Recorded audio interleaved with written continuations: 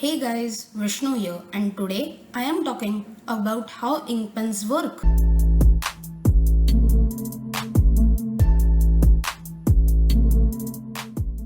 Ink pen or a fountain pen as it is more commonly known is a pen with a cartridge from which ink flows to the nib. A fountain pen has four important parts. It has a reservoir, the nib, the feed and the collector. The reservoir is an ink cartridge which is concealed. The nib is the pointed metal end that you drag to write on paper. The feed is a plastic tube with three very thin channels that connect the nib to the reservoir. That's how ink flows from the reservoir to the nib and onto the paper. The collector is an important part as it stops the nib from being flooded with ink from the reservoir. In simple words, think of the fountain pen as a bottle with an opening. But what happens if you use a bottle for writing? In 10 seconds, all the water from the bottle floods and you have a wet paper at your disposal. The interesting thing to note is that all the water does not come out all at once and it makes a funny sound. That is because as the water starts getting out of the bottle, air starts filling up the empty space. But what if all the water came out all at once, like a cylinder? Well, this is not practically possible, but if this happened, then the bottle would be filled with vacuum and implode. That would be a big problem. That's why whenever water flows out, air goes in.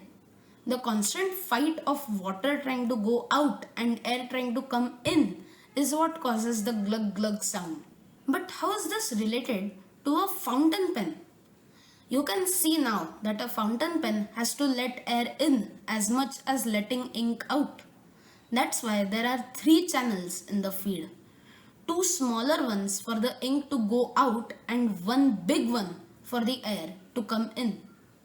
And it has to do this at a carefully controlled rate. You need to have the perfect thickness of ink so that it does not flood your paper, but not so less that the pen does not even write. That's why the channels in the feed have to be precisely calculated. Now, you might ask, how does the ink flow from the reservoir to the nib? Well, it does this with the help of gravity and capillary action. What's capillary action? It's the phenomenon where a liquid automatically pulls itself along a very thin tube. That's also how plants get water to every part in their system. But when you hold the pen straight down, gravity does not pull all the ink by itself. That's because the feed that links the reservoir and the nib is actually quite narrow. So how does the ink get out? When you put the nib on the paper and drag it, the ink is pulled down a slit at the center of the nib by capillary action.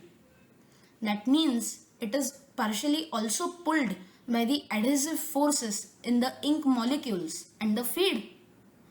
What this means is that as you drag the pen, a few ink molecules hit the paper and they pull the molecules behind them to come in their place.